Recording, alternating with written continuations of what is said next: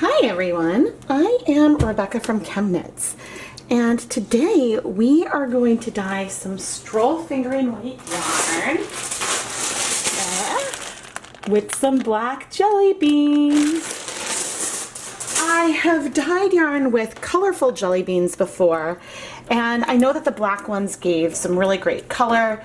They are composed of food coloring versus something else, just like the food coloring molecules we dye yarn with all the time. So it worked great, and I am really excited to see if we can create some kind of pattern on our yarn. And I sort of want to do a gradient with like more jelly beans on one end and fewer towards the other, and see what kind of colorway we create. In this pan, which I just started heating up, there are 6 cups of water, and I am going to add 2 tablespoons of white vinegar.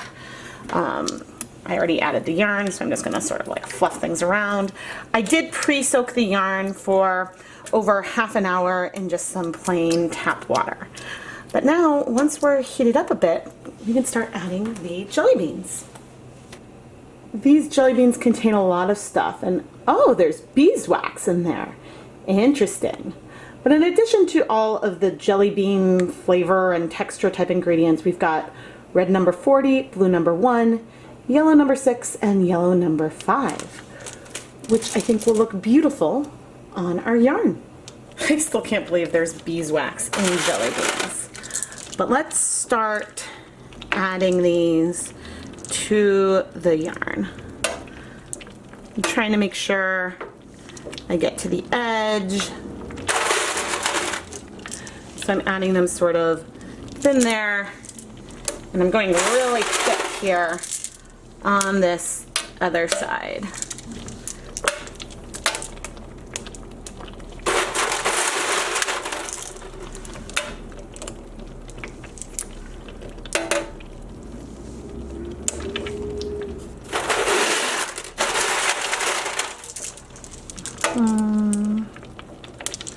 And then something a little more intermediate towards the middle, but you can already start to see some of these blues spread out.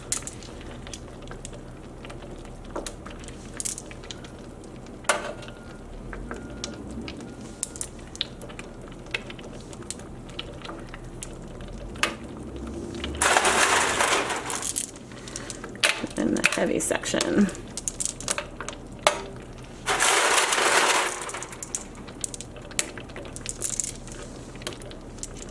I'm curious if we're going to see any of the reds come out here, or if we're really mostly going to just see the black. So it's heavy. We can add a few more to this intermediate, but I do just adding one to that outside edge. And all right, let's add more to our heavy side. This is a very loud project.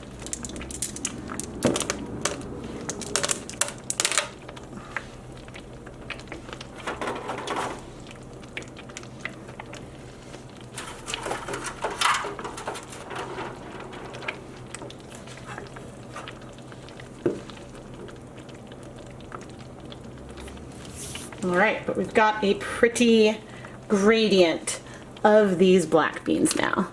I'm just going to go ahead and sort of pop these into the water a bit.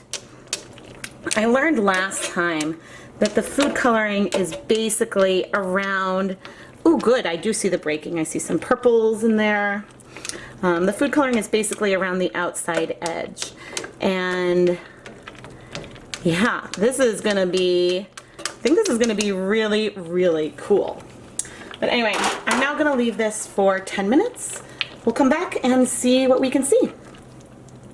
So, it's been 10 minutes.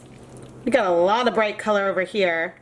And, I mean, I know that there's color coming from these other guys. I'm just a little perplexed as to why we are not seeing the same spread as I'm like squishing them. I mean, I'm assuming that we'll see some of this darkness towards the bottom. And okay, this is good. We do have, oh, you see some dark color up here towards the top. But yeah, it's like, ooh, look at this dark color, and I was waiting for it to bloom more in various spots, and I know, okay, I think it's just all going sort of towards the bottom. Interesting. I'm sort of like squishing. I've got some cool dark marks there, but I'm like, where is all of our color? I still think that we could get something really cool. I'm just a wee bit perplexed. All right, let's turn up the heat and add some more water. Okay. Here's an additional 2 cups of water, and I need to go get some more vinegar. But maybe before the more vinegar, I'm just going to leave this with the more water, sort of shimmy, shimmy, shimmy things. Goodness, maybe it's because those ones had access to water versus the yarn. I am perplexed. All right, I'm going to let this all sort of sit, and I'm going to let it sit for 5 minutes, and then we'll add more vinegar. Okay, I'm starting to see a little more color overall now. I think, this is my hypothesis, but I think that what happened is when I added some jelly beans in space that had more water, the color sort of dissolved and spread out. But then in other spots, we've got a lot more dark color because the color was just sort of striking on the yarn. Yeah, but let's add 1, 2, 3 tablespoons of white vinegar. And,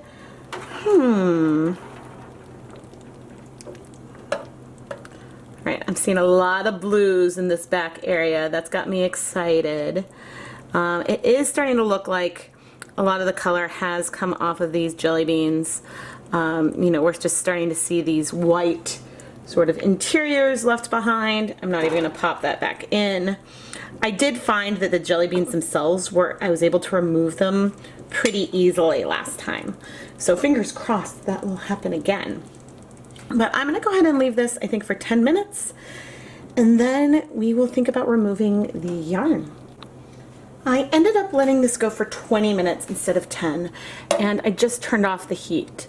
It does look like I'm not seeing a lot of blues or anything in the water, and so let's go ahead and try to remove our yarn. I'm not swishing it because I want these jelly beans to sort of fall off. Whoa, look at all that color. Woohoo. Maybe I should have twisted this in there so that way. I wonder about the balance of the yarn. And by balance, I mean how even will it feel? Like, will there be color penetration all the way through? But I'm gonna go plop this into some warm water.